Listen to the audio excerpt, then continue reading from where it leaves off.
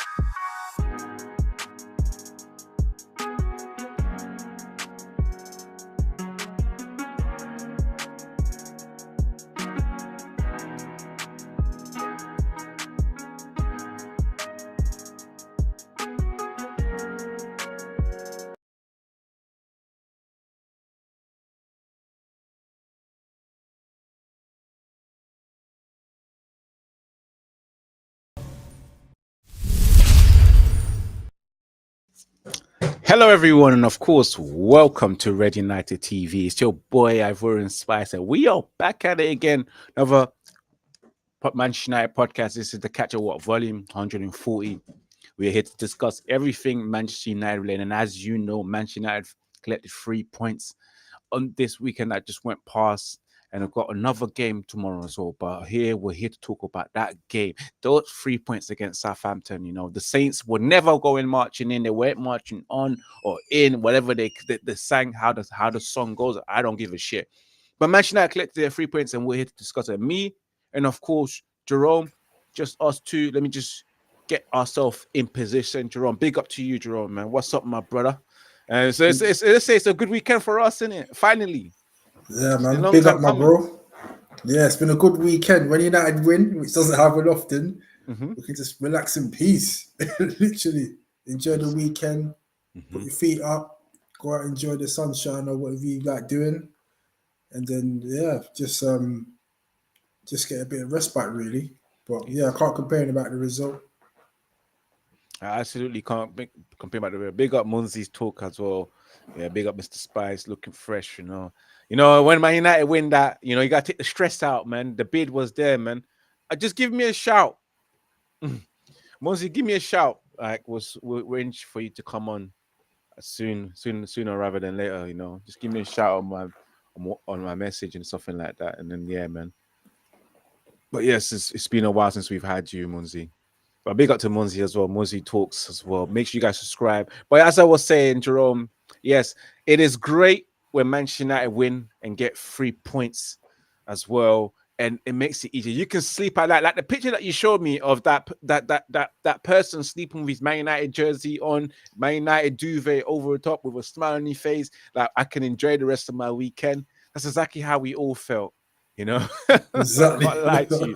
Like, I was such in a good mood because the way we started off. Because let's get straight into it. Because make sure you guys subscribe, smash that like button, share across all social media platforms. Because we're gonna go straight into the game. Because it is Southampton 0, Manchester United 3, and I have to say, Jerome, what a horrible start for Manchester United. Let's dissect the game by segments because it's just us two. We can actually focus on the questions and not skip anything and not talk nonsense. But yes, what was your thought at that particular moment when it was Diallo who slid in against Diblin and got that penalty. And I definitely think he was like me. It was like, you know, it was a GTA San Andreas moment. Oh shit, here we go again, kind of feeling. Like, what was your feeling at that particular? What was you thinking? At that moment, I was thinking, you know what? If we lose this game, he can't survive this. That's what I was thinking. All I was thinking about is sack talk, literally. Because I was thinking, if we got 1-0 down, I don't see how we're going to get back into this game because we're known for not being a team that scores a lot of goals. So going a goal down potentially, away from home, the crowd up, the momentum on Southampton's side, it was going to be a long day at the office and it was going to be a miserable Saturday lunchtime, literally.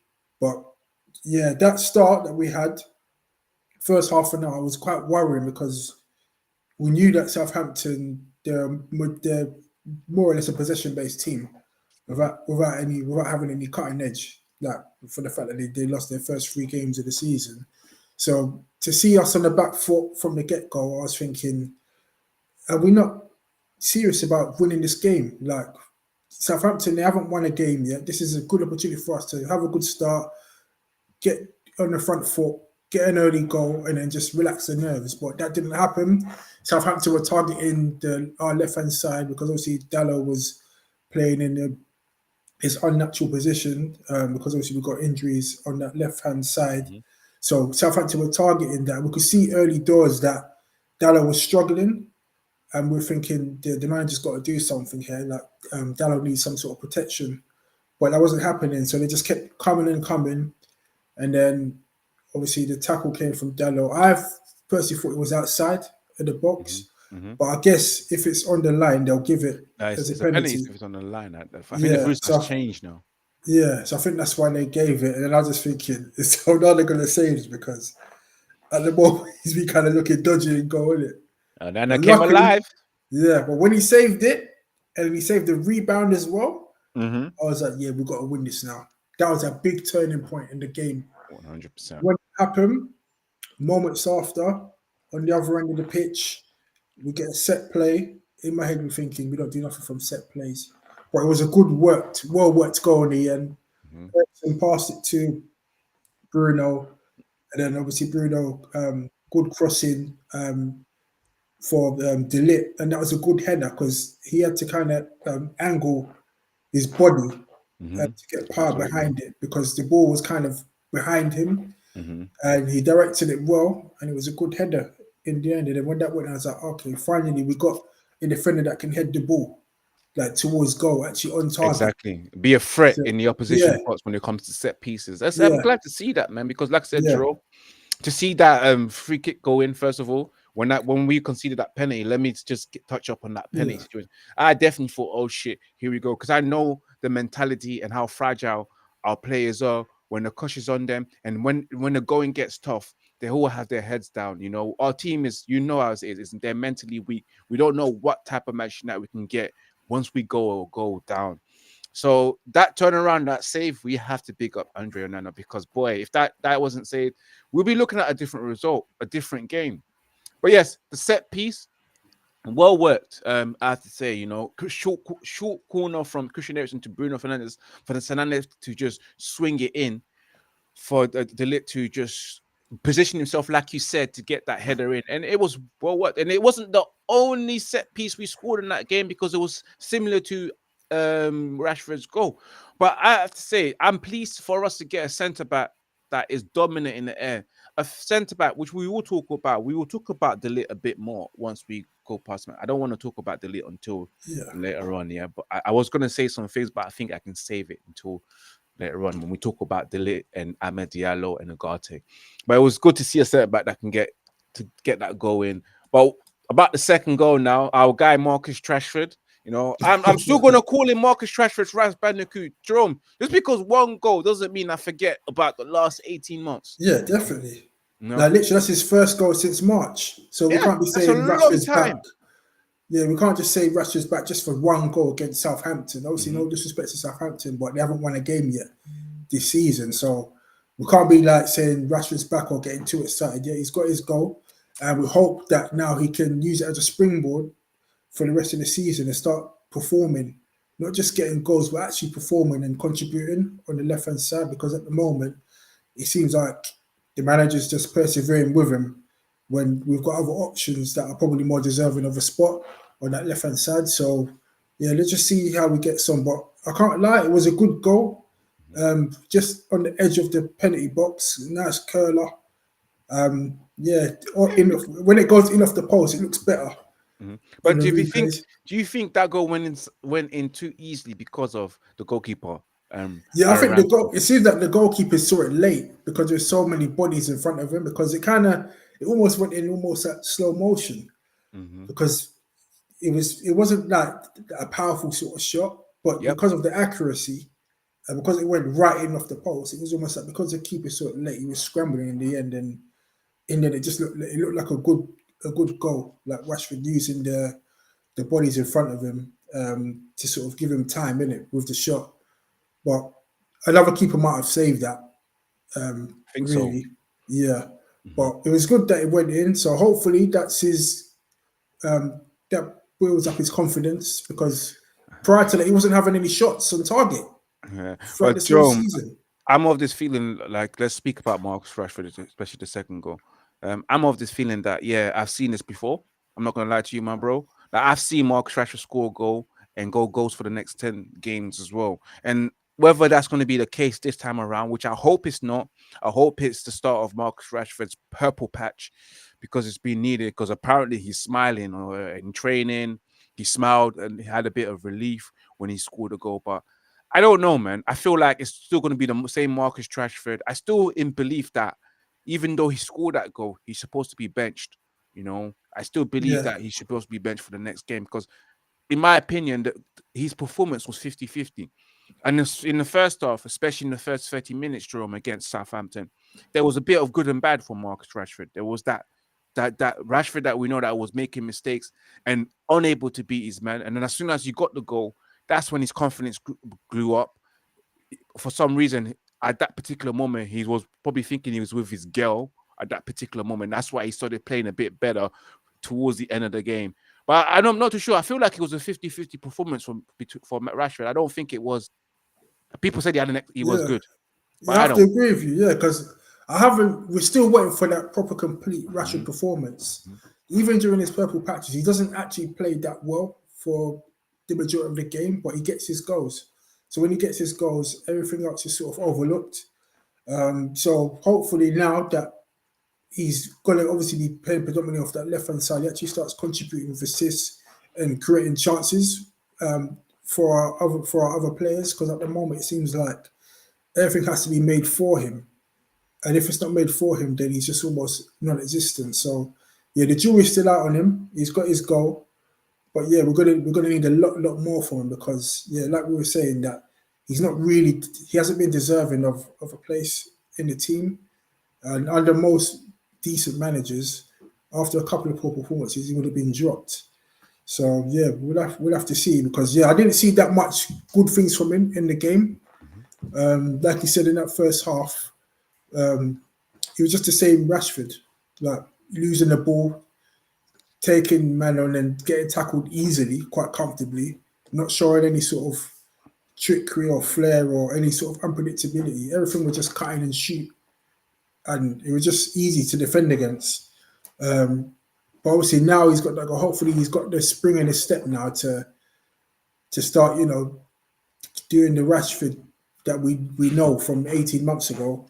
Um, just showing some bursts of pace and some enthusiasm on the pitch because we've been seeing a lot of moodiness lately and not tracking back and working for the team. So hopefully we can start getting that now because it's a big season ahead, and if it's another poor season for him, then there's going to be a lot of calls for him to get sold or just get dropped totally out of this team because this is the 10th season now. Yeah. We need to start seeing a proper performance consistently throughout the season because he's what 20. He's going to be 27 soon. This is meant to be Yeah. his prime time, so we're going to need that. But obviously, in the second half, he performed a lot better because obviously the team was more comfortable after we got that into a comfortable 2-0 lead. It was just more or less plain sailing. Hmm. But we need that throughout a full 90-minute game, ideally, and not when the team's sitting comfy because we're going to need him to to act like a number 10 or a star player, to start, pulling his weight around on the pitch. And if we see that, then hopefully he can turn things around. Yeah, hopefully you can, man. And again, I'm still not convinced with Marcus Rashford. I don't think it's the start of anything. Let's see. And I'm of the opinion of let's see the next game in it. Can he give us another good game? Because like I said, people can tell me that Marcus Rashford was good, but I still saw the good and the bad and the ugly in that game against Southampton for Marcus Rashford. But let's hope he can improve on himself. But yes, and then the third goal coming in as well. I mean, Diallo with the assist, low cross. It looked like a very good worked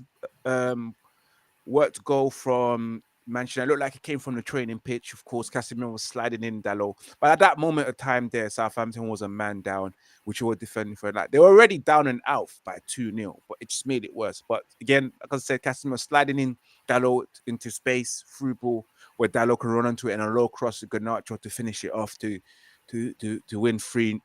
But Garnacho, big up to Garnacho for getting that goal. And I felt like we needed to seal off the game 3-0 because, again, same Manchester United, I can just see if we concede a goal, especially Southampton and Amanda, and they can build a momentum and come back and equalize. But yeah, we did well to just finish off the game and kill off the game, and of course, see out the game, which is the most important thing, Jerome, because we're not the best at seeing out games, especially when we're 2 goals up or 3 goals up. We've seen that against Coventry. Yeah, we lost a 3-0 lead against Coventry. We almost lost it if it wasn't for VAR. So yeah, that's why when we were 2-0 up, I was just like, right, just don't get too gassed, don't relax yet, because you know that this team's capable of messing it up. So, like when we got that third goal, which, like you said, it was a well-worked goal. Cash showed that he still got quality. Yeah. So obviously he played poorly against Liverpool, but that slide through, cutting the fence open for Diallo for the assist, that was a big bit of quality there. Like it just looked so smooth as well.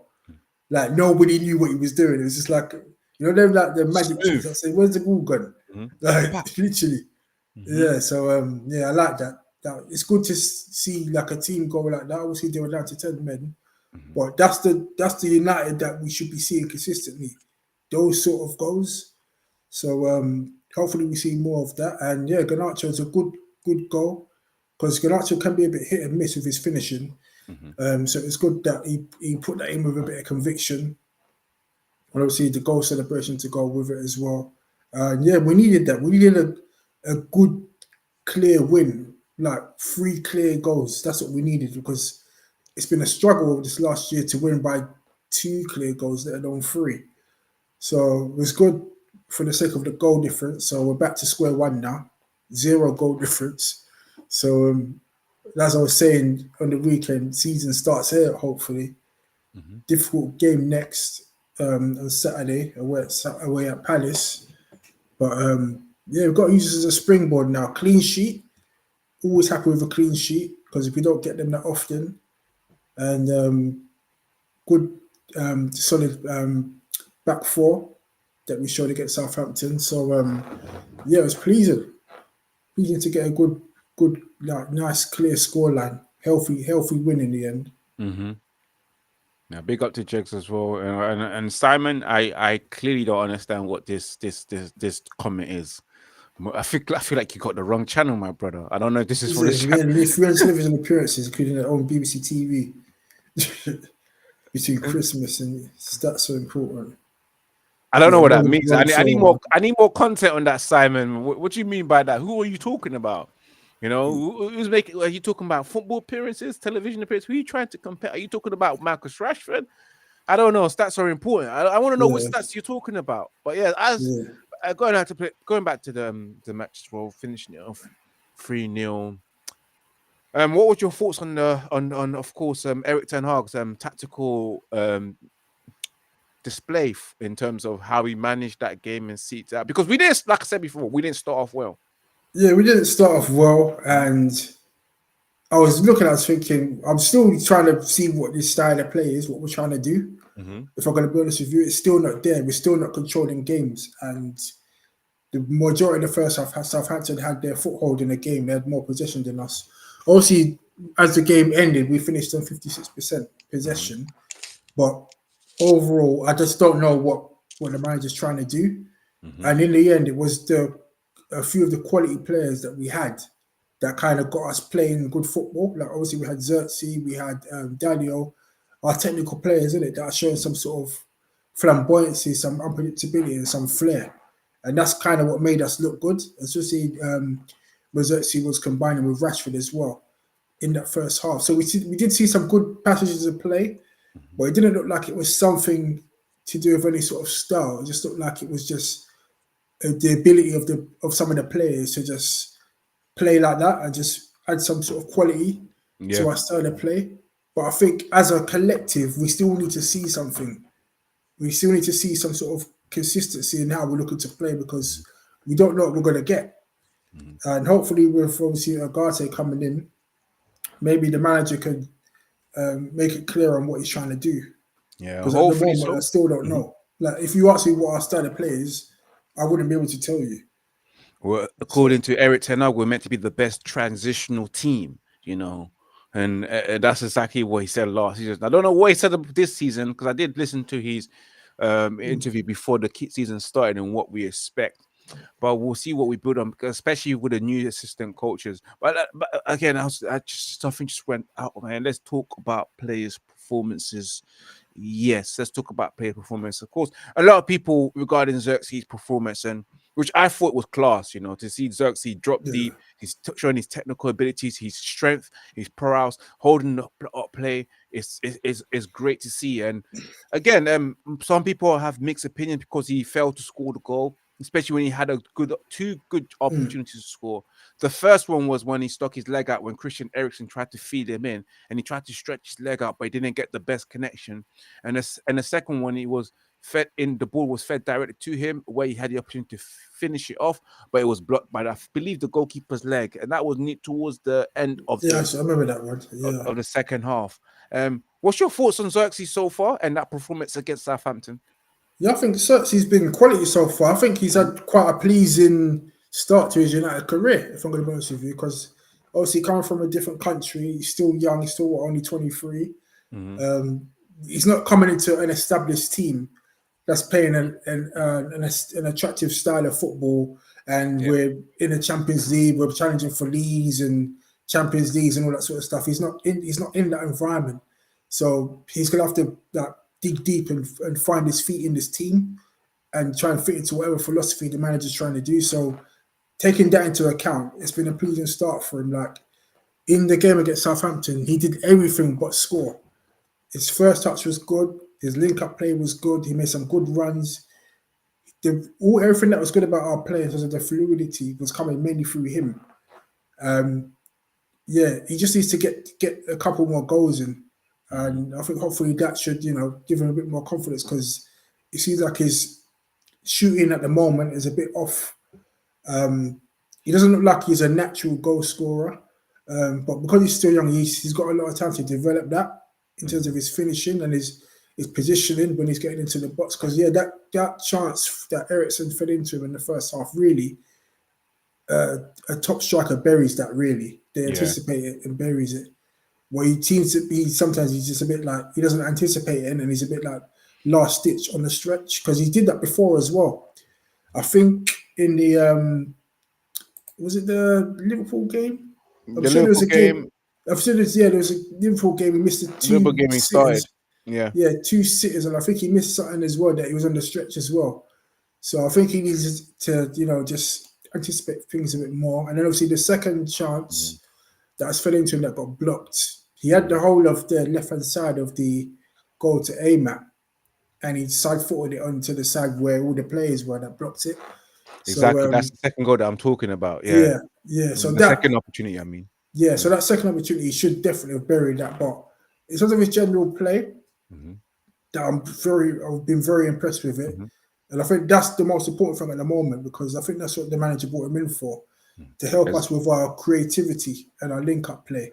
And so far, so good. But if he can add extra goals to it, to what he's doing at the moment, then he should be a successful signing for us. Yeah, I like Xerxes, and I like the fact that he can bring other players into play. But then it reminds me of when Liverpool had Roberto Firmino. Do we have another Roberto Firmino? But again, it's a good option to have because you know that when Højlund is fit, Højlund is very direct. He'll run at you and try and get a goal. So it seems that Manchester United has got a good mixture. But the one thing I like about Xerxes is that he's actually he's tall, strong. Too It's strong. It's got hard pace to as well. defend against. Yeah. He's got some pace as well. He's very technically good as well. He knows how to drop deep, especially for someone like Bruno to pick him out in the middle and continue plays and runs. Because I don't think Haaland can do what Xerxes does. Haaland Yeah. is a completely different striker to what Xerxes can offer. So again, when we are in an opportunity where we need a striker to come into the play, maybe to come on that can drop deep and pick out plays and pick out passes and bring in the wingers such as Ahmed or Garnacho and Rashford. If it's going to be a team where we have to have runners running into space, then yeah, we can play him. And if we need someone that can come in and cause a physical, both of them are physically strong and cause problems, but with the other one's extremely fast, like Højlund, and be more direct and run into spaces, which Højlund does, ball to feet, then we bring him on. It's a good option to have. And like I said, I'm happy. But I kind of think with Højlund, we're yet to see the best out of him because let's remember that the guy. And let me just say this out. Shops, I want you to hear this out loud and clear. I'm going to even show you this clip in the group chat. Yeah. Xerxes, yeah, was injured during Euros, yeah, and played one game. Like he went to Euros injured, just like the way Luke Shaw went to the Euros injured, just like the way Hala for Ivory Coast was injured but got taken to the African Cup of Nation and then came in during the latter group of the group stages all the way to the final. Yeah. It's the same thing as Xerxes. He came on, played one game, and then after the tournament was done, he didn't have a did he have a preseason, Jerome? No, he Didn't. didn't have a preseason. So I still feel like he's not to his best, just like Matthias De Ligt, who never had a preseason, and you can see that because he's having cramps and he's playing. He said he played 3 games in the space of a matter of 1 week, which is understandable. But again, I can clearly see a player, Xerxes, that still is lacking match fitness. And you can see he's tiring out. And he's the only striker at the moment. He's holding it up until our guy Rasmus gets fit. So yeah, Shops, man. I hope you heard that. I hope you understand that, Because don't give me, Xerxes didn't play in the year. Why didn't you start? Because someone that's injured can't start. You need Yeah. to Shops is understand that. just talking in it without Yeah, just checking without things. even Yeah. checking his facts. Like, he Yeah. doesn't even go on the Yeah. internet to check why Just was he Facebook, not innit? playing. The Facebook and word of mouth and what he sees Yeah. temporarily. But let's talk about another Dutch player. Of course, our defensive captain in the defense, our leader at the back as well, Matthias De Ligt, the beast himself, man. What a wonderful performance from Matthias De Ligt, man. Like I said before earlier on, when I wanted to talk about, it's great to have a defender that makes it that is a problem when it comes to defensive set pieces and also offensive pieces, and makes himself really much aware and aerially strong and dominant and know how to position himself to score goals as well.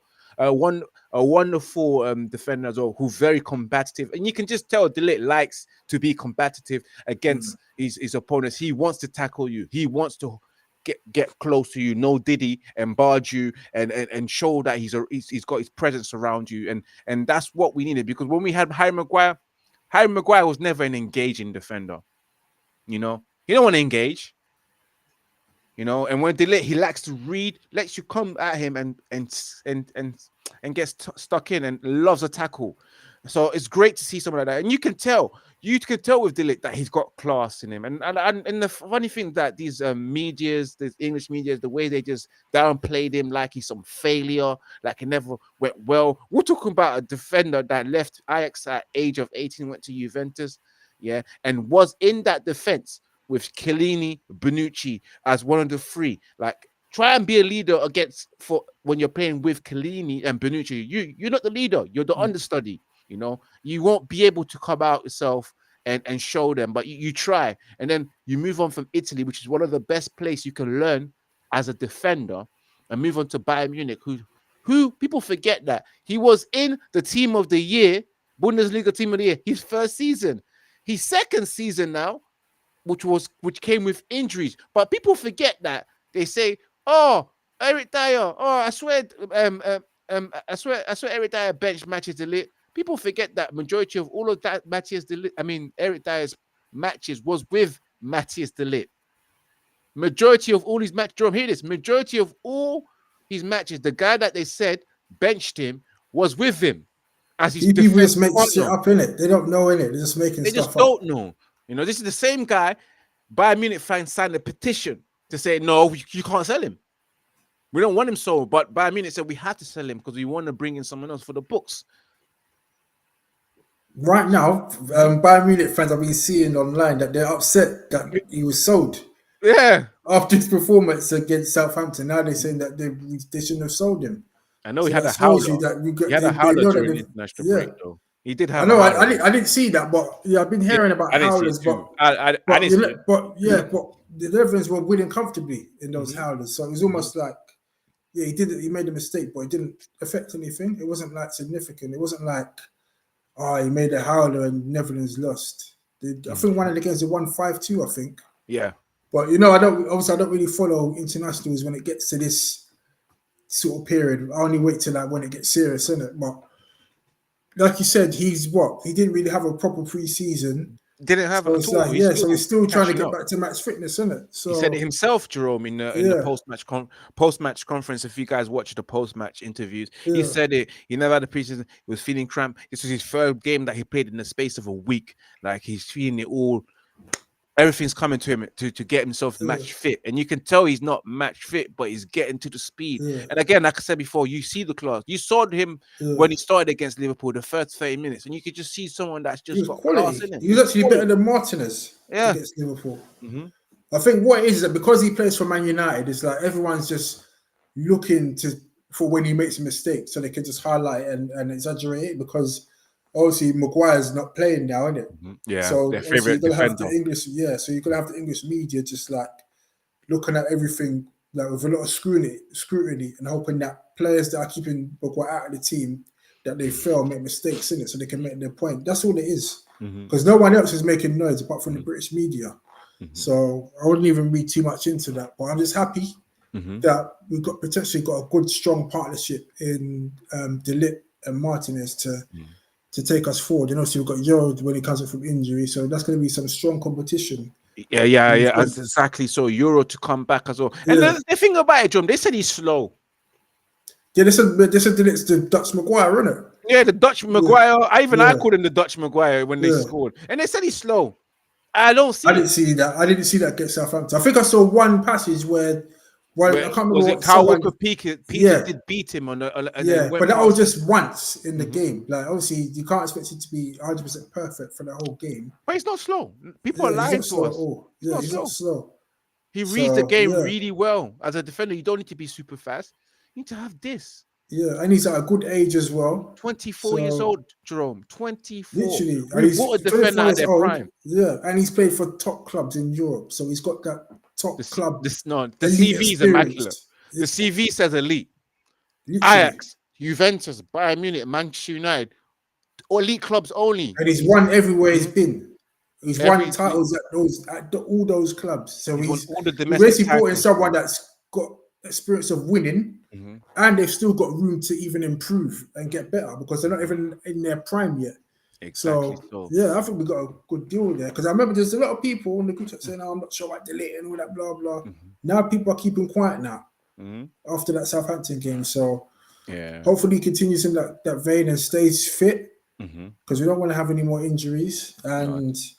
Yeah, and speaking of injuries, he did walk off with a cramp, and Maguire was hobbling as well, and then Lisandro as well, and Mazzarari. I feel like again he also looked like he picked up a knock. Are you worried? I was thinking maybe because it's they're just coming from internationals. Yeah, so I'm thinking maybe there might be a bit of rustiness and a bit of fatigue. So hopefully it's just muscle injuries. I just hope it's a little knock. But with Mazzarari, we know he's injury prone. And the way when the full-time whistle went and when the camera turned, I don't think you saw it, but the camera did turn to Mazzarari and also with the two physios, and he looked really frustrated. and they were patting him yeah, on the back. It looked like he picked up probably something that could take him out for probably a game or two. I hope that's not the yeah, case because we don't have a right back, bro, apart from Diallo, yeah, and it's looking yeah, shaky. We started off and ended with a completely different back line in that game against yeah. Southampton. I'm just hoping that it's like you said, it's nothing serious. We got Barnsley tomorrow Mm-hmm. in the Carabao Cup. We don't need them for that game, in all honesty. No disrespect to Barnsley, but Yeah. we didn't have to put out our strongest first 11 for Barnsley, especially in that tournament. Mm-hmm. Our priority should be the league right now. We're trying to recover some points to get back up into that top four contention. So yeah, hopefully they're fit for Saturday. They can just use this midweek period just to rest the muscles and hopefully get back for the weekend. But yeah, it was a bit concerning just to see people just getting cramps and injuries towards the end of the game. Um, but yeah, it can't be, we can't have an injury crisis as worse as last season, surely not. I So think I mean that's what I'm going by. That it can't be as worse as how it was last year. I think I'm on the same belief as you. Maybe it's international week, people traveling back, Yeah, playing like games midweek, and of course on last weekend as well. Probably be a bit too much to traveling as well. yeah. So I I can reckon bet you, it's all of yeah. that. And I can bet you're going to see, not just at United, you're going to see a lot more injuries after this midweek set of Hmm. fixtures because there's Carabao Cup and there's Champions League games as well. Yeah, So there's going to be a lot of traveling up and down Europe this week. of course, of course, of course, of course. Luckily, we don't play, which I thought we was Yeah, playing this week, Thursday in the Carabao Cup, yeah, but that's next week we're playing. I mean, in the yeah, Europa League, but that's next week. yeah, But let's move on from matches. And another player that I would like to highlight in the title as well, Amad Diallo's wonderful, spectacular performance. It keeps going strength to strength, game to game. A player that's first of all struggled to get into the first team of Manchester United when he first got bought, where they pull him into the reserves under 21 team to understand the game of in England, English football. And then he went on loan to Rangers. We didn't get to play that much games, and then came back and then got that loan move to, was it Sunderland, and won, yeah, became Sunderland player of the year. And then the following season, when he came into pre-season, where he was meant to have that opportunity, got injured against, I believe, Arsenal, Real Madrid, and then didn't play, came back into the fold around Christmas time, but didn't really get opportunities apart from the FA Cup and a couple of games. But now this season, now he's just come into his own. He's become his own man. Like Nahak said, he's a senior player now, and he has to show himself. Man, Ahmed Diallo has been an entertaining player to watch for Manchester United. He's one of those players that actually do get you off your feet, and you expect to see something. And I'm one of those guys that never believed him. My Ivorian guy, I never believed in him. I've always said, "Nah, get rid of this bum, get rid of this scrub." But people will tell me, "No, Ivorian Spice, you're moving mad, man. He's got the talent." I'm not. Yeah, I see it, but it's never gonna happen here. Because I genuinely thought you would never get the opportunity, but now he's getting the opportunity, I thought man. it was going to be another Donny, innit? Donny Van de Yeah, Beek. yeah, yeah. Donny Van de Beek situation, a waste of 40 million. I was gonna say that, like one of Ollie's mistakes. That's what I thought it was gonna be, but it looks like Amad Diallo's coming strong. He put in the performance to the extent that we're saying that right wing position should be his. What was your thoughts on Amad Diallo's performance and him in general?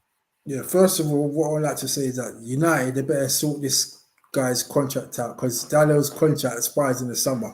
Are you They need to, serious? yeah, they need to tie that shit down. Mm-hmm. Literally, tie Wow. that down, fam.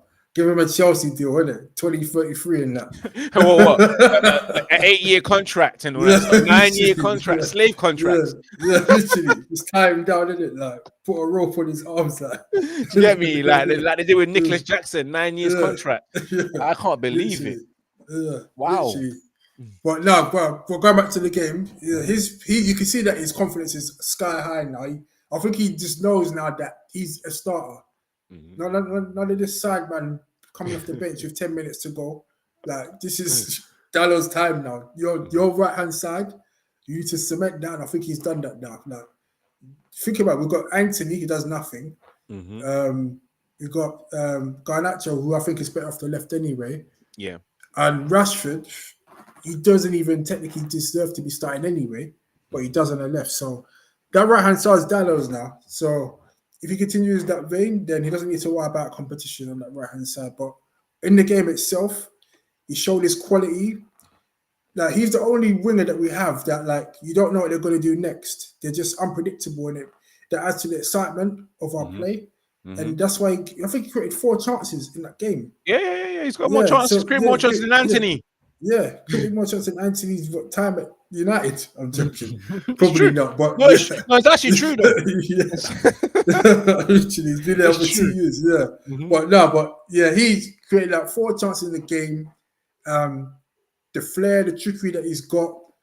He looks good on the ball as well. No Diddy, but he what do you call it? He gets the team ticking over and adds to the excitement of the play. And if the manager can get a good style of play going, Diallo is going to be a huge part of that because he's one of our more technical players as well. And it's not just that. Yeah, You need to add that he's a creative outlet as well. Because you know yeah, Marcus Rashford and Garnacho don't create. They don't. yeah. They're just direct, run into We're just space. cutting Whereas and shooting it. Yeah, Garnacho is, I'm going to take you on one. yeah. I'm going to cut inside. I'm going to dribble past you. I'm going to do 1-2s with Bruno's. I'm going to run into space. Like position awareness. He's about this. He still works hard. He still drops deep to defend as well. But he does it all. But at the same time, he does it with excitement and flair. And again, I'm excited to see what he can develop into as long as he's given the opportunity to play. And again, as I know, and it looks like now Ten Hag trusts him because I don't think he trusted him before, but now he does. He is one of these guys now. Yeah, definitely, without doubt. I think Ten Hag's realised that I should have probably started this guy a bit more because there was times where I was thinking, why is this guy always on the bench and our wingers don't create nothing? But now he's realised now. Maybe Van Nistelrooy has had a word, so you need to start this guy now because I think so. Yeah, because he must have because. What's changed from this season and last season? Diallo was the same last season, especially in that FA Cup game against Liverpool. But he still wasn't starting. But now all of a sudden, now he's starting. So hopefully, that's a good springboard for him now. And I think if he adds goals to his games, then he could bring his game up to a next level because the ceiling's high for him. He's got a good ceiling to improve. And I think he's only 24. No. Is he younger than that? I think Amad Diallo's either 21 or 22 because I know he came here at the age of 18 and he spent the last 3 years doing nothing but being a scrub for Ole Gunnar Solskjaer. He's 22 now, so that's even better then. Yeah, so 22, he's still got room to improve further. So yeah, that's actually a good sign, and that's pleasing to see. So imagine if we had someone of Diallo's quality. But on the left-hand side as well, we'll be cooking, literally. So, I'm very happy for him because he's had to show a lot of patience. Going loans here and there, getting injured, coming off the bench with 10 minutes to go, or coming on when the game's already lost. All of this nonsense. Now he's a main starter now, and hopefully he gets that new contract. They sign him up, hopefully by Christmas time. They sort out a new contract. Yep. Give him a little pay rise as well. And because he deserves it for what he's had to put up with. Now, I hope it's not the situation where you're playing for a new contract. I hope you're actually, this is you. You're not playing for a new contract like Marcus Rashford. Sell us a dream, score 30 goals, and then sign a new contract and just down tools. And Bruno Fernandes, the same thing. Sell us a dream, down tools after the new contract. I hope Amad Diallo is the guy that wants to sign that new contract because he wants to be the guy for Manchester United on the right wing and make history. But moving on from Amad Diallo, Ugarte made his debut. Short 20 minutes debut. Of course, apparently, like you told me, he landed from Uruguay, South America around Thursday or Friday. So of course, he couldn't start. But he got the minutes in his leg. Not much we can say about what we saw, but happy to see one of the new guys get some minutes and understand the team. What did you think of Ugarte? Definitely. To be fair, when he came on, I was just so relaxed. You know, when you're relaxed, we're winning like 2-0, we're comfortable. So I was just like, he's on. I'm not really paying too much attention to what he's doing. Just make sure you come on and make a good account of yourself. And from what I saw of him in that short period, he seems like he's got a lot of energy about him. He seems like he's someone that can get about the pitch as well. And that's something that we need because obviously Casemiro doesn't really have the legs for that. So it looks like we've got a newfound bit of energy there in Ugarte to come in. And I was just thinking maybe the manager might start him and Casemiro maybe and have maybe on the bench. especially Yeah, in those big games, because especially yeah, those big games against Manchester City, where you need to be yeah, defensive, you need to have a solid midfield. It's yeah, good to know that we have two DMs like Casemiro and Ugarte yeah, who can play that position, and maybe you can drop a Bruno and put in yeah, Mainu to keep the ball yeah, and play definitely. I think free in it'll work. midfield. It could work, man. He needs I'm to try glad. I'm different glad. things. Yeah, It's good, and it allows the opportunity for Mainu to rest because you can see that Mainu's a bit tired. Like he's been yeah. doing it on his I own. think mainly needs to get. He needs to hold bench for a bit. I Hmm. can't even lie. Like, Yeah. obviously, mainly's my guy, but Hmm. I got to be objective. I can't just be biased towards players. Hmm. Like We can't be he a needs a shops, man. rest, We man. can't be Yeah, a yeah. I'm shops. not gonna be shops. Hmm. He needs to have some time out on the bench because he's Yeah, been honestly. poor. All these games, four games he's played, Yep. mainly hasn't been good. Hmm. So he needs to be on the bench. Just like how we call him for Rashford Yep. to be on the bench. Mainly needs to hold bench. But you know And what's so funny, Jerome? He may have yeah, not been at his best, but he's got the most impressive stats, even after the game is done. Most it's true. interception for some reason, but you Yeah, don't see it. I'm like, whoa, when did he yeah, get these stats, Kobe? When did Kobe get these yeah. stats? Because he's been It's playing shit. true. That's why sometimes stats can be a bit misleading. Hmm. So because from what we've seen, it hasn't been an impressive start to the season. So he needs to get a bit of a break because obviously he was at the Euros and he's still young, he's still only 19. So he shouldn't be playing this amount of games anyway. So give him a little break for a week or two, Yep. and then hopefully come back a bit fresher because he looked tired. I can't even. He just looked tired. He looked like he ran out of legs. Hmm. So And just because he's been given the ball away easily and he's been late in his tackles. I think there was a time I was thinking you're on a yellow card here and you're making these silly tackles against Southampton. So yeah, when you see him late in the tackle, you know that yeah, it's time to hold bench for a bit and get a bit of a breather. And hopefully the time is right in it for Ugarte to come in and mainly to make way on the bench. yeah, he And needs the rest. Honestly yeah, speaking, he needs the rest, and I think tomorrow will be a very good time to rest Kobe yeah, Mainu. Honestly speaking, the manager can't start him. It should be giving Ugarte yeah, a debut, a full-on debut, yeah, to get a run out and understand the way Manchester United play yeah, and understand the principles of how we want to play and how we want. That's how yeah, he talks in it, principles and yeah. all that kind of Principles stuff, and sticking to the the plan and all of that. rules, and yeah, sticking to the plan. And I'm like, what plan, bro? This We're is, freestyling out here. We're still freestyling. We're still living on uh, moments. We're still living on individual brilliance at times. We're not doing anything as a team, but hopefully it improves, man. But, yeah. but anything you like to add before we close off, Jerome? Yeah, I'd just like to add, hopefully Ugarte can bring all those impressive stats we were looking at prior to his arrival, Yeah, those N'Golo Kante stats, yeah, tackling we and all need of that. that. We We need need that. that. So We need the yeah, octopus with yeah, all those literally. legs. Yeah.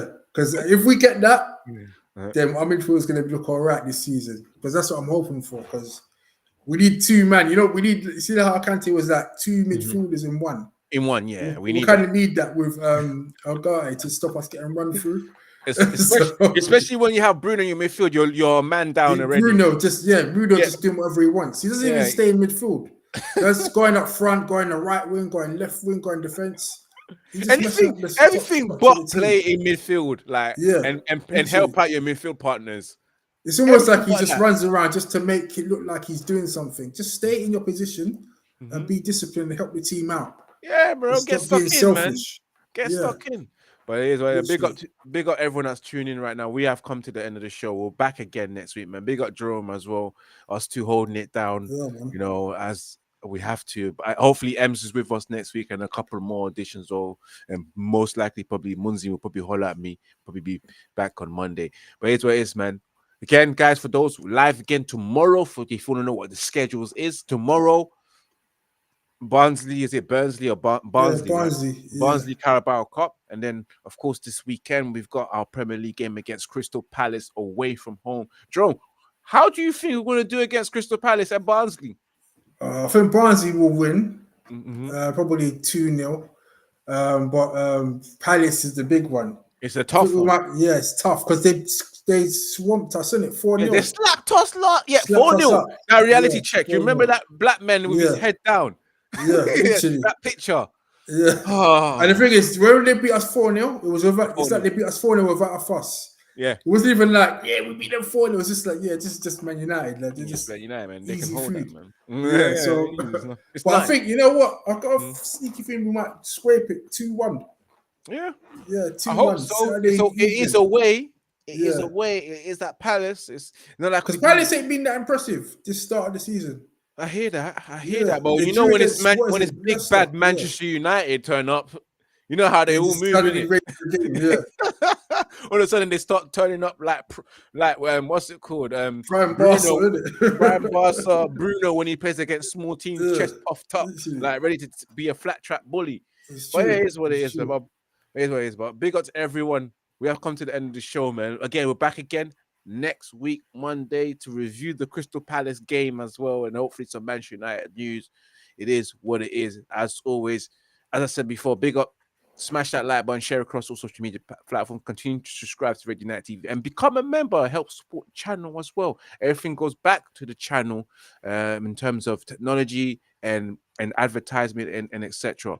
So make sure you guys become members. I would advise you to go for the $2.99. That's like 2 pieces of chicken just, but it is what it is. I'll see you guys next week. Me and Jerome are out. Follow Jerome on Instagram as well, and follow Red United TV on Instagram, and follow myself on Instagram. Until next week, remember to keep it united, and remember to keep it Red United. We are out. Peace Yeah. and Big love. up, people. Big up.